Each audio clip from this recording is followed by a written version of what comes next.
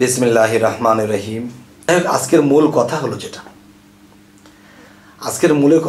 সেটা হলো দেখেন যে আপনারা থাম্বনেলে পড়ে নিশ্চয়ই পুরোটো গল্প যখন না শুনবেন না দেখবেন তবে কিন্তু আপনারা বুঝবেন না, আমার সম্পর্কে আপনারা একটা খারাপ ধারণা করবেন। তাই সম্পূর্ণ আলোচনাটি শুনবেন ইনশাল্লাহ। তো এখন কথা হলো আজকের মূলত যে আলোচনাটি সেটি হলো দেখুন যে কি করে একজন মুর্শিদ একজন ভক্ত মেয়ের দুগ্ধ পান করতে পারে, আর এটা কোন কৌশলে পান করলো। হায় হায়, এটা কি?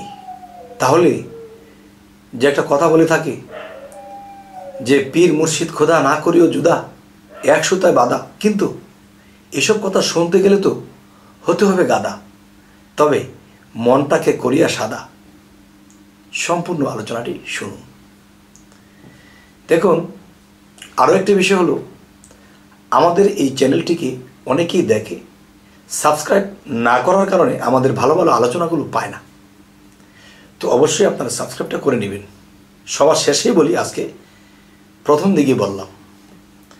আজকের মূলত বিষয় হলো দেখুন একজন মুর্শিদ কিভাবে একজন ভক্ত মেয়ের দুগ্ধ পান করতে পারে।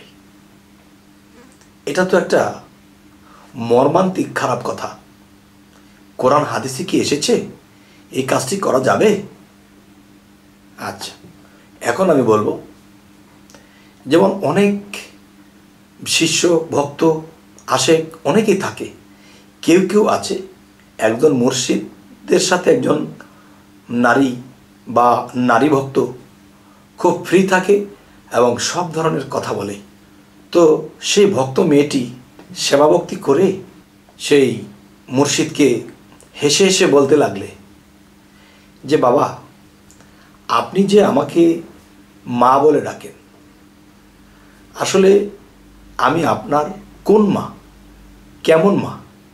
আমি কি আপনার ডাক মা, নাকি আমি আপনার যে আপনার কাছে মুরিদ হয়েছি এই জন্য আপনি আমাকে মা?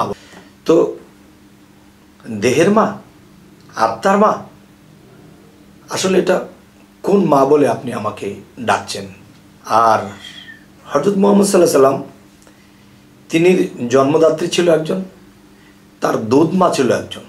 তবে আমি আপনার কোন মা? আমি কি আপনার দুধ মা? আপনি সেটাও পান করেননি, তাহলে আমি আপনার মা হলাম কি করে? একজন ভক্ত মেয়ে যখন এরকম কথা বলল, তখন তার মুর্শিদ মাথাটা নিচের দিকে দিয়ে ভাবতে লাগলেন আর হাসতে লাগলেন আর বলতে লাগলেন, মা শোনো, তুমি কোন মা হলে, তুমি আমার কোন মা হলে তুমি খুশি হবে?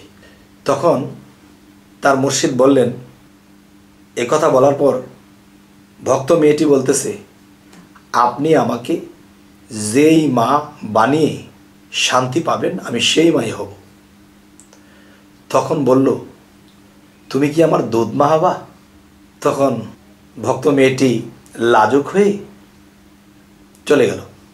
তবে যখন চলে যাচ্ছে তখন বলছে, একদিন অপেক্ষায় থেকো, আমি অবশ্যই সেই দুগ্ধ পান করব। এই যে কথাটি তাকে বলে দিল,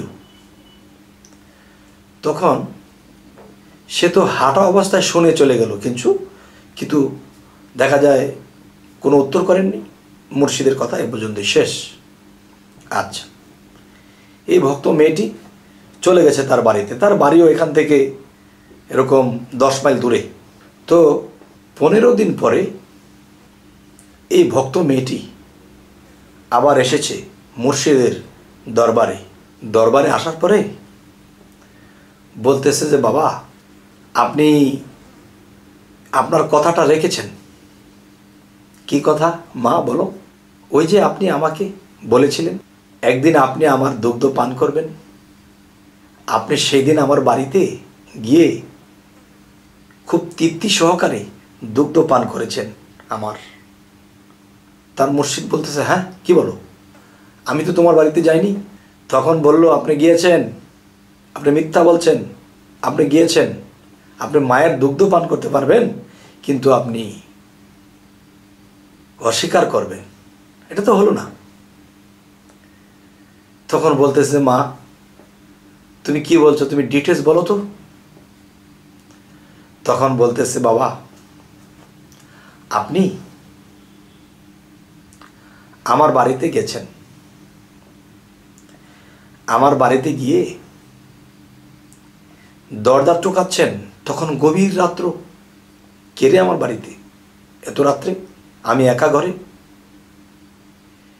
তখন দরজা টোকার পরে খোলা হলো দরজা, খুলে বলতেছে, মা আমি তো এসেছি, আমি তো আমার মায়ের দুগ্ধ পান করব।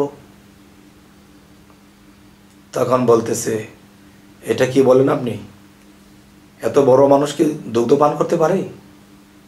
মা তুমি আমাকে আল্লাহর এই নামের গুণে তুমি এই নামটি 3 বার জপনা করে আমাকে ধরো, আমি বাচ্চা হয়ে যাব। সুবহানাল্লাহ। আল্লাহর কুদরতে সেই ভক্ত মেয়ের আল্লাহর আরশের খাজানা থেকে দুগ্ধ নামতে শুরু করলো, আর এই বাচ্চাটি তৃপ্তি ভরে খেল। এরপর কি হলো, তখন সেই নামটি, আল্লাহর সেই গুণবাচক নামটি বলে যখন ছেড়ে দিল, তখন সে আবার বড় হয়ে গেল। তখন বলতেছে, মা তুমি না বলেছিলে তুমি আমার কোন মা? 1 নম্বরে তুমি আমার ভক্ত মা, 2য় নম্বরে তুমি আমার দুধ মা। এবার হলো তো, এখন কোন মা হিসেবে তুমি আমাকে বলো, সেই হিসেবেই তোমাকে আমি সেই মা বলে ডাকবো। তখন তিনি ঘর থেকে বের হয়ে আসলো। তাহলে এখন একটা কথা বুঝবেন যে যখন এই দুগ্ধ পান করলো, তখন কিন্তু সে বড় মানুষ ছিল না, ছোট মানুষ। এক, দ্বিতীয়ত বাস্তবে যদি কোনো বড় একটা মানুষ কোনো মায়ের দুগ্ধ পান করে, একদিকে হবে তার অবিচার, আরেক দিকে হবে সে বিপদে পড়বে, সেটা হলো আইনের বিচার। বাস্তবে যদি কোনো মানুষকে মানুষ মেরে ফেলে, তাহলে তার জন্য কারাগার। আর স্বপ্ন জগতে যদি দেখা যায় অনেকে ঘুমিয়েছে, ঘুমের মধ্যে স্বপ্নে একজন মানুষকে মেরে ফেলেছে, সেই মারাতে কিন্তু সে দোজখে যাবে না, এবং সেই মারাতে কিন্তু সে জেলখানাতেও যাবে না। তাহলে এই যে তাদের স্বপ্নে ঘটনাটি ঘটেছে, রুহানি জগতে ঘটেছে, যে একজন মুর্শিদ কিভাবে ভক্তের দুধ পান করল। এখন কি তার কোনো অপরাধ হবে? এখন সেই মেয়েটি, ভক্ত মেয়েটি যদি তার স্বামীকে বলে, সেই ভক্ত মেয়েটি তার নিজের স্বামীকে যদি বলে, স্বামী গো আমি দেখেছি আমার মুর্শিদ আমার কাছে এসে বাচ্চা রূপ ধারণ করে আমার দুগ্ধ পান করে গেছে, আর আমাকে মা বলে ডেকে গেছে স্বপ্নে, তখন এটা কি তার স্বামী রাগ হবে? এটা স্বপ্নে হয়েছে, এখানে কারো হাত নেই। তাহলে তার স্বামী কিন্তু তাকে তালাক দেবে না। তালাক কখন দেবে? যদি এটা বাস্তবে হতো, আর বাস্তবে হলে এটা পাপ হতো। তো আমি কিন্তু থাম্বনেইলে দিয়েছিলাম একজন মুর্শিদ কোন কৌশলে ভক্ত মায়ের দুগ্ধ পান করে। তো আমার কথা কিন্তু মিথ্যে হয়নি, কিন্তু এখানে জ্ঞানের বিষয়, এখানে রুহানি জগতের বিষয়, এগুলো আত্মসাধনার বিষয়, যে এই কথাগুলো সকলে মানতেও পারবে না। তবে আজকে আপনাদের সামনে এই আলোচনাটি এ কারণেই করলাম যে একজন ব্যক্তি আরেকজন ব্যক্তিকে ফোনে বলতেছে, কি বলতেছে, যে আমার মুর্শিদকে আমি আজকে বুকের দুগ্ধ পান করিয়েছি, নাউজুবিল্লাহ, ফোনে বলেছে। কিন্তু যার কাছে বলতেছে সে রেগে ফায়ার, তোর মুর্শিদ ভণ্ড, তুই ভণ্ড। আরে বলতেছে, শোনো আমি তো বহুদিন ধরে সাধনা করি, আমার মুর্শিদকে অনেক ভালোবাসি। তো আমার মুর্শিদ স্বপ্নযোগে আমার বাড়িতে এসে আমার দুগ্ধ পান করে গেছে। যে তুমি স্বপ্নের কথাটা আগে বলবে না? কারে পুরো কথাটা তো শুনতে হবে।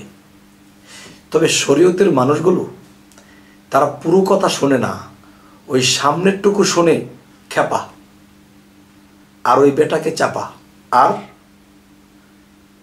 থামলানের মধ্যে দেখি রাগ হয়ে যাবে, পীর ভণ্ড কি আলোচনা করছে, কিন্তু লন্ড ভণ্ড করে পরে তারা শেষ পর্যন্ত যখন শুনবে তখন তারা মানবে এখানে কারো হাত নেই, স্বপ্নযোগে কারো হাত নেই। তবে স্বপ্নযোগে কারো হাত নেই, তবুও তো কিন্তু এখানে একটা বিষয় আছে। সেই মুর্শিদ যেই রূপেই দুগ্ধ পান করুক, সেটাই কিন্তু রাসূল পাইল, আর যেটা রাসূল পাইল এটা আল্লাহ পেয়ে গেল। তাই বলা হয়েছে, আল্লাহ বলেছে, হে রাসূল, আপনার হাতই আমার হাত। আর রাসূল বলে, বেলায়েতের যুগে পীর আউলিয়ার হাত আমার হাত। তাহলে পীর আউলিয়ার হাত যদি রাসূলের হাত হয়, তাহলে পীর আউলিয়ার সুরত কার? তাহলে পীর আউলিয়ার সুরত যদি রাসূলের হয়, তাহলে রাসূলের সুরত কার? তিনে মিলে একাকার। এই কথাটি আমি ইউটিউবে বলছি বারবার, তারপরেও বলতে হয় আবার, যারা নতুন তারা যেন এটা বুঝতে পারে।